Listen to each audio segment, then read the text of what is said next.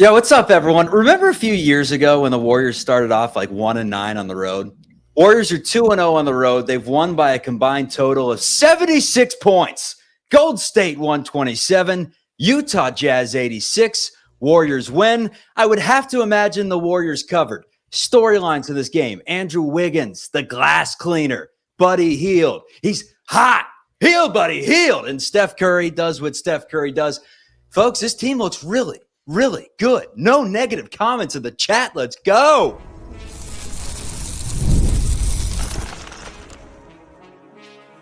You are Locked On Warriors, your daily Golden State Warriors podcast. Part of the Locked On Podcast Network, your team every day.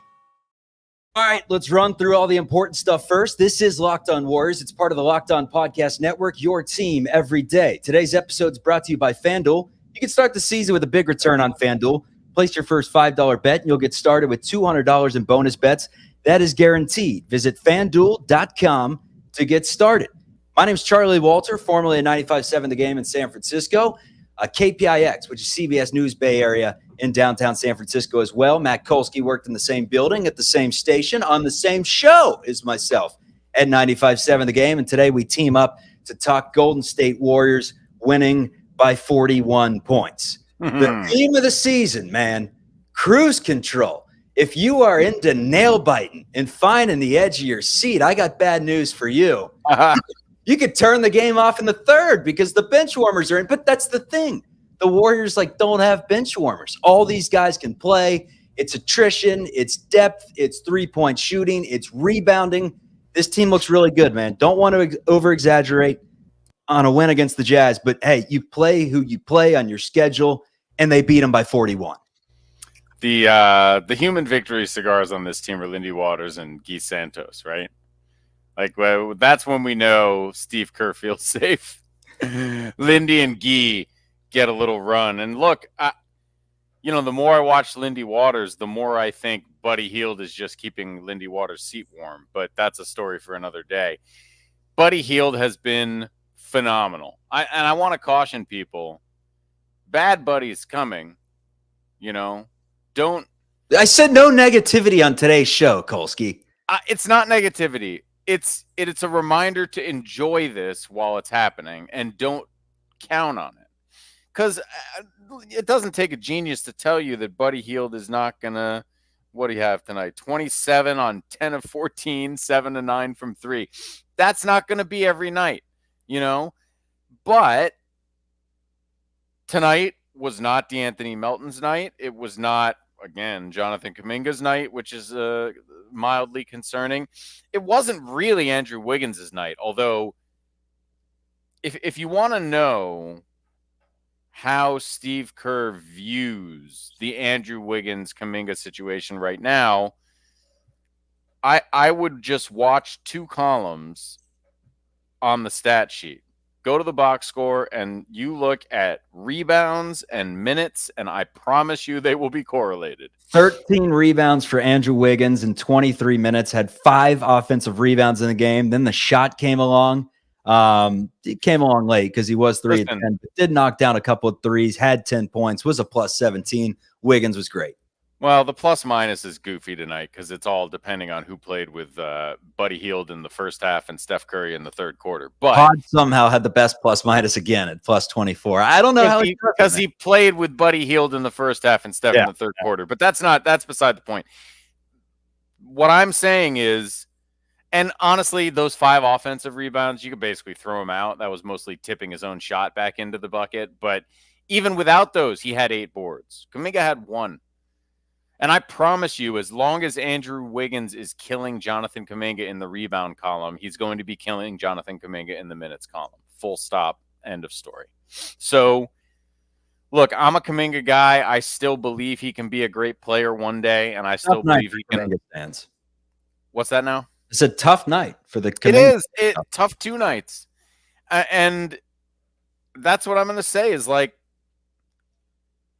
he can't have nights like tonight. I thought night 1, he was pretty engaged despite being clearly off. Yeah, there's too many good players on this team to have nights like tonight. Too many good players to where You're not going to get buried. He's going to get his moments, but it'll look like 18 minutes, 15 minutes. He can miss shots. He can, have the occasional ugly turnover. He cannot have one rebound in 18 minutes. It's just not going to work. And I'm using rebounds here as an avatar of how hard are you competing? Because like you said, somebody else on this list of players will compete. It'll be Kyle Anderson, or it'll be Moses Moody, or it'll be Gary Payton, or, when he's having a better night, DeAnthony Melton. Kaminga's going to lose minutes if he's not making his effort felt, even when he's not having a good scoring night. Now, Podziemski is he did have 15 tonight. He shot the ball reasonably well, not from three, but he scored tonight. I one note I wrote down during today's game. I can't remember the last time I saw a player whose non-scoring moments are so loud. Talk about Brandin? Yes. Yeah. You remember the poke away in the first half. It's everything. The fast break. He's finding Steph on a bunch of these threes. It's just everything. A lot of guys, you have a bad shooting night. He only had one assist in the game, but he definitely found him on one. Yeah. The thing is, most players have a bad shooting night. Even Andrew Wiggins tonight, right? Like, you kind of got to go to the box score. You kind of got to, he did have 13 rebounds. Like, he played good defense. Not a bad night for Andrew Wiggins. Podziemski, you never forget he's out there. No matter what he's doing from a scoring perspective, he's constantly making, like, noisy plays that don't go in the box score or, go in a non-traditional spot in the box score. Whether it's drawing charges, poking the ball away. The guy he's just a basketball player. He's just a really good basketball player. And, God, I hate to say it. I really think they overvalued him in the offseason, but he's good and he's cheap, man. He's good. And it's hard. And just like from a value, that word value, right? He fits in well with this team. It's connector. It's that word that's just like connector. Whipping the ball around, making the smart play, finding the open man, extra pass.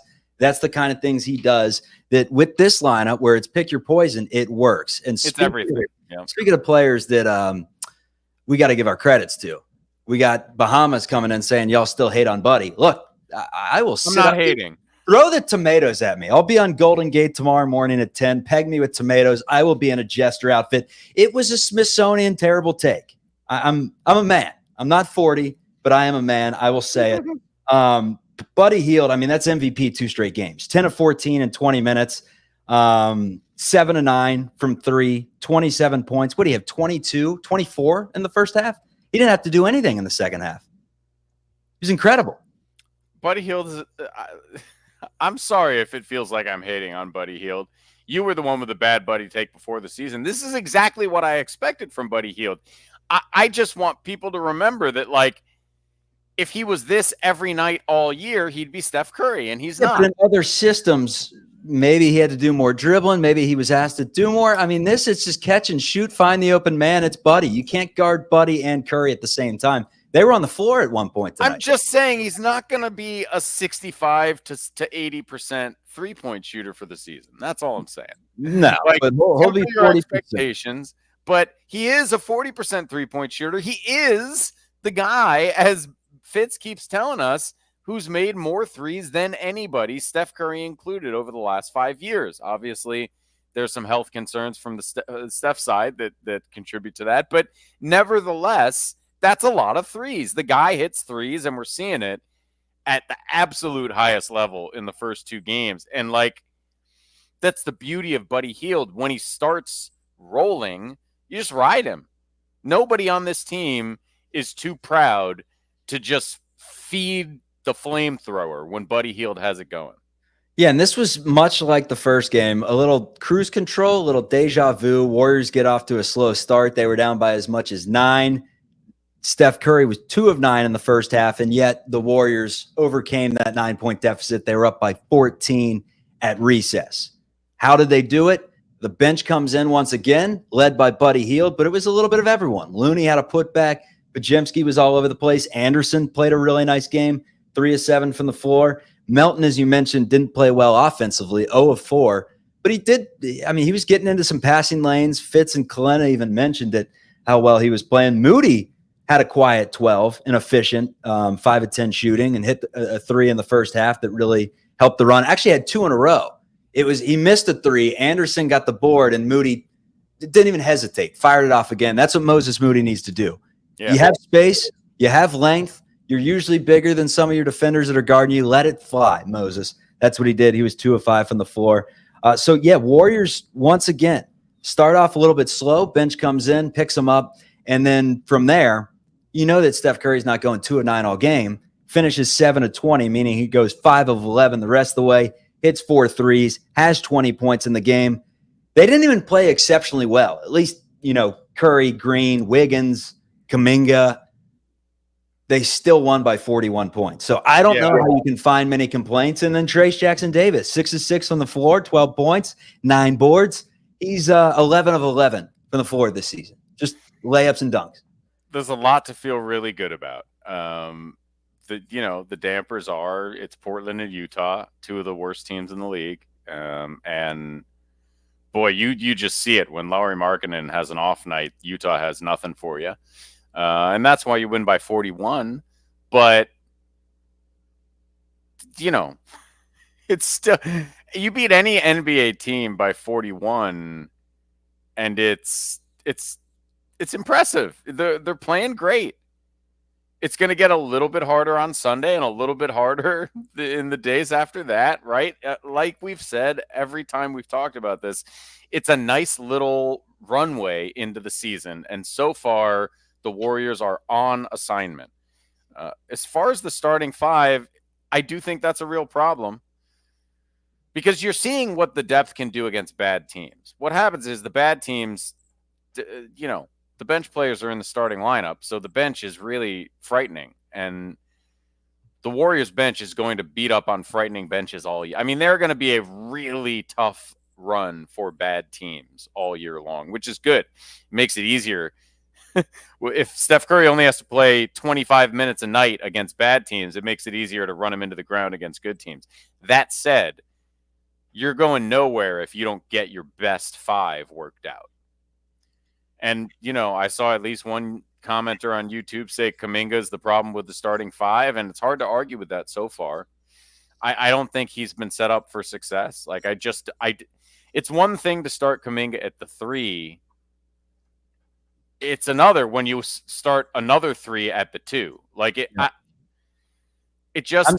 more and more, Kolsky, I'm watching this, the more and more I'm thinking they go Curry, they go Podziemski, they go Wiggins, they go Draymond, they go Trace Jackson-Davis. The more and more I'm watching it, the more and more I'm thinking that. But it's 2 games in. Well, no, I think so too. Here's the thing, though, and I don't look.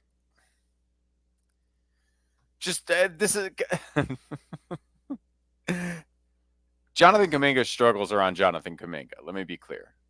But I don't think the Warriors, and maybe it's not a fair criticism. Maybe the Warriors are not in the business of putting Jonathan Kaminga in the best position to succeed. But starting him at the 3 with Andrew Wiggins at the 2 kind of puts them both in a little bit of no man's land. And Wiggins is better at handling that because he's been in that situation and he's a veteran and he knows where he's supposed to be all the time. And it's clear that Kaminga is behind Wiggins, and it's almost like he's the backup 3 in the starting lineup. It's just not working. The spacing doesn't work great. It's not a combination that works. And I think you're probably right that they're headed to Pods replacing Kaminga or even Hield or Melton. Any of them. I like Hield as the 6 man, as the microwave off the bench. I love it. Yeah. I love it. I 17 to 20, I said with Hield, forget it. Up it. More minutes for Hield. Well, yeah. I mean, he only needs 20. He had 27 points tonight. He only played 20 minutes. What do you need more than that for? They're distributing the wealth right now in terms of minutes. No doubt about it. We're continuing. Like no team ever has. Yeah, like no team ever has. And that's what we're talking about coming up. Tim Legler, Brian Windhorst, Malika Andrews, they all said this Warriors team can't win this way. It's never been done for a reason. Kendrick Perkins stood up for the Warriors. They were cutting them off. We're going to discuss that, and we're getting to the viewer questions. Leave some comments. Give us a like. Give us a subscribe. We are also on the audio podcast. If you want to download that, listen to the full show in the morning as Locked On Warriors rolls on after this. You now went up to 100 times your money on PrizePicks with as little as 4 correct picks. PrizePicks is the best way to get action on sports in over 30 states. That does include California. It's the only real money daily fantasy platform that has an injury insurance policy, so your lineup stays in play even if one of your players gets injured. If your player leaves in the first half and doesn't return, PrizePicks keeps your lineup live. PrizePicks is the best way to get real money sports action. 10 million users are on this thing, so sign up today. Want to play PrizePicks alongside Joe Budden and MMA champ Sean O'Malley? You could find community plays under the promos tab on the app.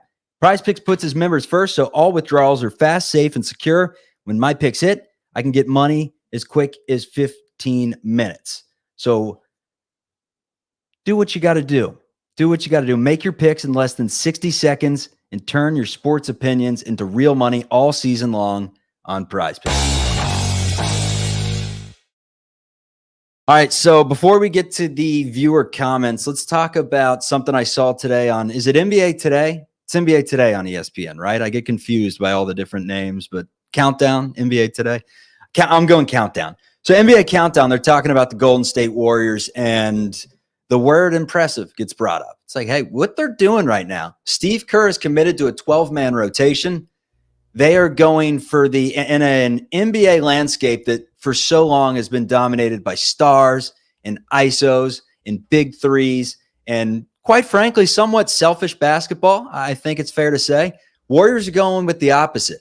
They're going with the extra passes. They're going with 12 players scoring. They're going with, 8 players having a field goal in the first quarter and 11 players suiting up in the first quarter, stepping on the floor. And everyone said you can't do it. Brian Windhorst came out and said there's a reason this has never been done. Like, sure, it may work in the regular season, but they're going to get bogged down in the playoffs against stiffer competition. Here's what I have to say to them. They got 7 NBA champions still on this team. 7 NBA champions are still on this Golden State Warriors team. And then you add in a guy that's scoring 27 points in like 15 minutes. Why not? Why not? What are we missing here? Why are the spreads -7? Can we get the spreads up to -25 against Utah? Is that what it's going to take? Buddy Hield couldn't get on the floor in the playoffs last year. So this is why expectations. I know, man, but I'm just saying, different teams, different systems, no. I mean, just hard no. That's just not it. That's not who Buddy Hield is. He's not 27 points a night. He's just not. No, he's not. Will be. He's not. He's 5'3". Can't count on that. He's not, though. You can't count on that in the playoffs. You just can't. The problem is, first of all, right now, everybody they've played is terrible. I mean, it's 2 teams, and they're really 2 terrible teams. The Jazz just went up against Memphis and lost by a bucket. We don't know what Memphis is yet. The Swole we don't know what anyone is yet. They're NBA teams at the end of the day. They're won by 40. Chuck, you don't believe this. You don't believe that these are real NBA teams. They're not. And again, winning by 40 is impressive no matter who you do it against. These teams are not going to lose by 35 and 40 every night all year long.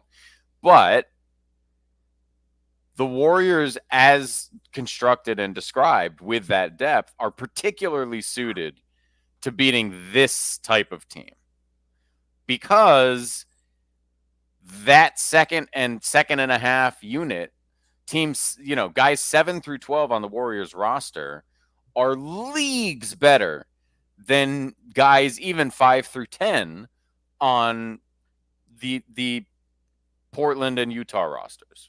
However, that's not as true when you play against good teams. And maybe more to the point, when you get into the playoffs,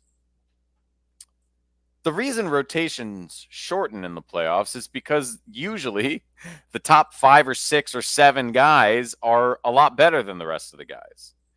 And it's nice that the Warriors are strong 5 through 12. It's better than nice. It's great. But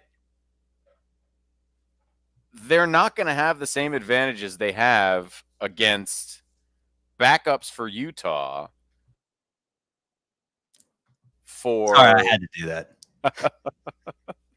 We got a comment that says mute Matt, so I had to mute him for a second. Yeah, man. I mean, listen, I hope I'm wrong, but in the playoffs, there's a reason that the best guys usually win. And it's because you can't count on... We're talking about the playoffs! To do this in the playoffs. You just can't count on it. But it's also like, it's wildly premature to worry about what this team is going to do in the playoffs. Right now, they're passing the assignment with flying colors. And you can't really ask for more than to take the crap teams on your schedule and beat the absolute stuffing out of them. I mean, that's what they're doing. And if they score like this, sure, they'll beat good teams. Of course they will. It's just going to be a different proposition when your eighth man doesn't have a massive advantage against the guy he's squared up against. So the box score this year, when we do this little box score rundown, I'm more interested in looking at the minutes distribution than the points. It's fascinating. It's fascinating. Draymond goes 20. Kaminga plays 18. Trace Jackson-Davis plays 17. Andrew Wiggins plays 23. Steph Curry leads the way with 27. Looney plays 13. Waters and Santos get 7 and 6, but that was garbage time. Anderson gets 18. Buddy Hield gets 20. Peyton 13. Melton 14. Moody 19. Podziemski 24. It's legit 10, 11, 12 guys every single night that are probably going, if healthy, that are going to be playing 18 to 24 minutes with Steph being the catalyst at 27. I mean, that's wild. That's wild. The old adage, like, there's no I in team, right?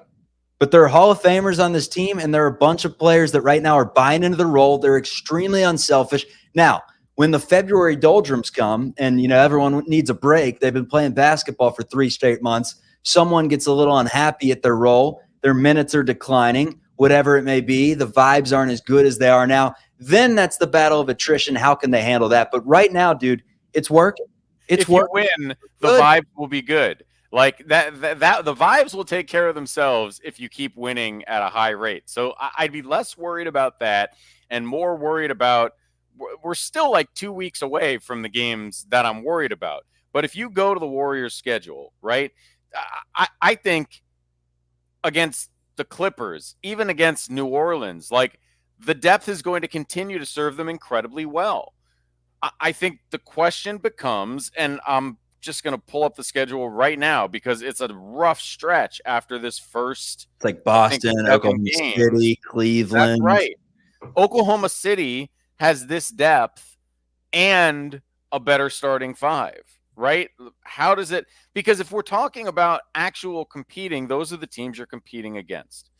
Clippers, New Orleans, Houston, Washington. I don't know if any of those games are a real test. You're at Boston November 6th. And that is the one that I'm going to look at and say, how much does the depth serve you there? Then you go to Cleveland. Pretty good team. We'll see what happens. But then it's Oklahoma City, Dallas, Memphis. Like, the Clippers, Portland, Utah, and even New Orleans.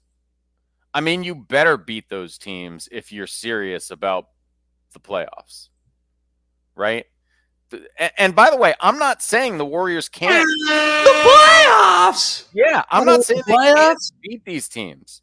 Like, I'm not saying, oh, just wait, they stink. When they match up against Boston, you'll see how bad that. No, I think they can kind of match up with these teams, but I'm just not sure that bench advantage fully gets the job done. They're going to have to figure out a best 5 and it's going to have to be a best 5 that can contend with a Celtics 5 that's really stinking good. Yeah. Shackle me down, though, man. Shackle me down because I'm a prisoner of the moment. Warriors win by 41. I'm a prisoner of the moment, man. They look really good. So whenever you say playoffs, I'm going to be hitting that air horn all year because I'm good with it. It's not even Halloween. It's not even Halloween. We haven't even dressed up as ghouls, goblins, and given out candy yet, and we're talking about the playoffs. But your costume? Warriors. What's up? What's your costume? I've been Mr. Incredible like 7 straight years. He's got an 8-pack. It's one of those like inflatable ones. Mm-hmm. Yeah, so I go Mr. Incredible. Yeah. What about you? I don't know. You seem like a Waldo guy. You seem like a Waldo guy. You're only saying that because I'm wearing this hat. I think glasses. When at your age, I had a similar running costume. I was Wolverine for a very long time because it was very easy to shave my facial hair into a sort of. If it's not broken, don't fix it, man. Logan-esque. Fix it, right? Well, now with kids, it's you kind of let them decide, sort of situation. So yeah, I'm in a different boat in life. So right, I was Spider-Man last year. Nice. Yeah, tingling. I still have that onesie, so that it may be Spider-Man again. All right, let's get to those viewer questions. That's coming up after this on Locked On Warriors. Leave some comments. Golden State Warriors. We haven't even talked about the defense yet. Leave some comments about the defense. It was excellent. They hold Utah to 86. The show rolls on. Hey, NFL fans, you can start the season with a big return on FanDuel. It's America's #1 sportsbook. If you get a hunch in the middle of the game, you like live betting, good news. There's consolidation. You'll get the latest stats, the live play-by-play, and so much more on the page where you place your bets. You'll get started with $200 in bonus bets that's guaranteed when you place your first $5 bet. You can do it on FanDuel.com. My hands are starting to hurt, Kolsky, from all the time. I seriously think they covered every preseason game. I think they went 6-0 in the preseason, and they're now 2-0 in the regular season. The spread -6.5. Hey, Vegas. We're going to need a lot more points than that for Utah. 6.5, 41-point win for Golden State. If you want to start betting on some Warriors wins, ride the train. Hopefully I didn't just mush them into eternity. You could do it on FanDuel.com. Let's go to the comments. Let's just start reading them off, man. We got Library Looky Lou. Obviously, the Warriors would need to catch lightning in a bottle in the playoffs. God, I cannot play that air horn again. But right now, they're playing a very enjoyable brand of ball. That brand of ball includes really good defense, man. 1 through 5, they've been excellent. You mentioned Pods earlier. I'm a big Pod stan. The everydayers that listen to this show, they know that. I think he's a better defender than we give him credit for. We know what Looney can do. We know what Anderson can do. Peyton's been sensational when he's in there. Melton gives you a solid 14. Moody's been strong. Draymond was on. Trace good. And then Andrew Wiggins. I don't know what got into Andrew Wiggins, but he looks like he is really, physically and intuitively into it right now. I mean, just the way he's going up and grabbing the ball. There's an extra emphasis on that, clamp at the top of the rim when he grabs it. He's locked in, man. And we know what locked in Andrew Wiggins can do. Everything we're saying has to come with the caveat of, 2 games against bad teams. But, I'm not sure, other than Kaminga, I'm not sure there's anything you can look at with the Warriors and say, I wish we'd seen better so far. Pretty much every other component. And, it hasn't mattered that Kaminga hasn't been locked in so far. And Wiggins looks as locked in. I guess Steph could be playing better, but no one's going to worry about that, right? The starting lineup could be going better, but when you win by 40, it's hard to get upset about that. It looks great so far. It looks great.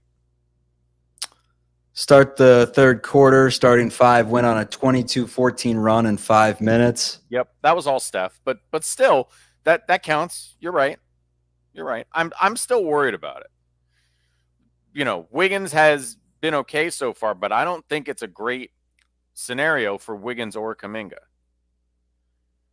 These are minor concerns, but that's what I'm looking at. Those are things that if you want to be serious about being a contending team at any level, those are the things the Warriors are going to have to think about.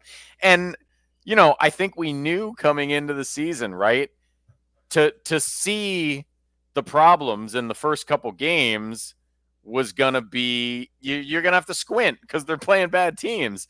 But that's how you'd like it to be. And to the point of the comment you just put up on the screen, they're clearly better than last year. No debate. And last year they won a pretty good amount of – they won more games last year than they're over-under this year. All right? So clearly they are better than they were a season ago, assuming they can stay healthy and, Draymond doesn't disappear. And clearly they're better than people expected them to be. At just the fact that they're having the conversation you talked about earlier on Countdown or NBA Today or whatever the hell show it is, like, I don't know if 12-man rotation is going to be a thing against the really good teams. We'll find out. But whether it is or not, the ability to play this way against even bad teams affords so many luxuries to this Warriors team, even if it's just extra rest for Steph and Draymond, that's going to matter. Because when you get to the playoffs, those guys are going to have to be playing 37, 38, 40 minutes a night if you want to really contend. And they're going to be more reasonably ready to do that if you can have more nights like tonight over the course of the season. Well, with all this depth, too, I mean, you're not even talking about Lindy Waters. We just got a comment that popped up that said, Buddy's playing so well, but I'd want to see if Lindy can replicate this and trade Buddy. I don't think trading Buddy's the move. I mean, how long is Buddy here for, right? It's probably only a year. 4 years. He's got he's the last Warrior. Yeah, there's a meme out there of Will Smith from Fresh Prince where he's in the house. Where'd everyone go?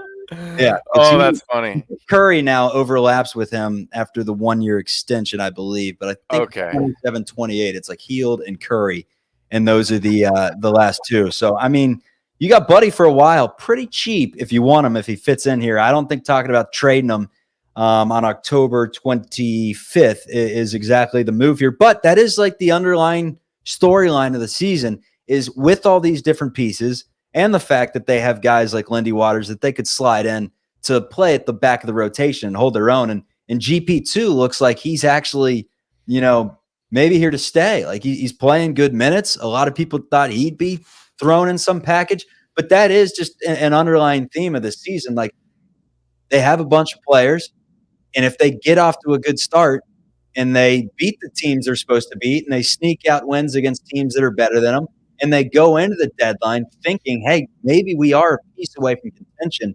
Can we get someone with control? Then you look at all the different assets that we talked about all season long, and you can start talking about it then.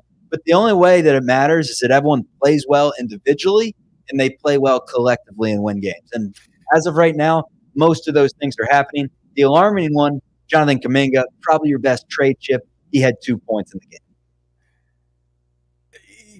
Yeah, but that's far from your mind. It's the double-edged sword of this whole thing, right? Is that the better these guys play, and that goes for literally everybody on the roster after Steph and Draymond. The better they play, the more tradable they are, but also the more inclined you are to say, hey, maybe this team is pretty good as it is. Ride it out. Ride it out the heater, man. That's going to be the tough thing to figure out all season long. You're not in a hurry to trade Buddy Hield, certainly. No. When he's playing like this. But I do think you can see how somebody like Lindy Waters would be a understudy effectively for Buddy Hield, right? And if Buddy were to get hurt, that Lindy could probably take on some of those minutes. He does a lot of the same things. He moves the ball. He's probably, I don't know that we've seen enough of either, but I'd imagine he's just as good defensively, if not better. We've seen him move the ball well. We've obviously seen he can shoot the ball. So, as Buddy Hield replacements go, Lindy Waters is not a bad one. We're not talking about replacing Buddy Hield. We're talking about the fact that he scored 27 to lead the way, and the Golden State Warriors are 2-0 on the season, everyone. He's on fire, man. They win by 41 points. The entire team's on fire. What's not on fire is the ESPN app, man. Again, they're missing out on the stats. if you have them in front of me, how many threes? I'll do this the old-fashioned way. They didn't always have technology. 1 for Draymond, 2 threes for Wiggins. That's 3. 4 for Curry. That's 7. 2 for Waters. That's 9. 10 for Anderson. 1 for Anderson to make 10. 7 for Hield, 17. 2 for Moody, 19. 1 for Podziemski, 20. 23 from the Warriors. 23. That was really good. Great really work, good man. live math by you, Chuck. They probably would have had more if this had been a competitive game. I mean, the best part about this team is they do all the little things that remind you of that strength in numbers team. I think a lot of Warriors fans look back on that as their favorite. Sometimes it's never really quite as good as the first time. Sure, the Kevin Durant teams would have beaten that strength in numbers team, but the joy of that first championship coming essentially out of nowhere, the way they moved the ball, the way they got contributions basically 1 through 10 on the roster all season long. This team is really reminiscent of that. And they play a joyous brand of basketball. And that is through 2 games without getting the absolute best of Steph Curry.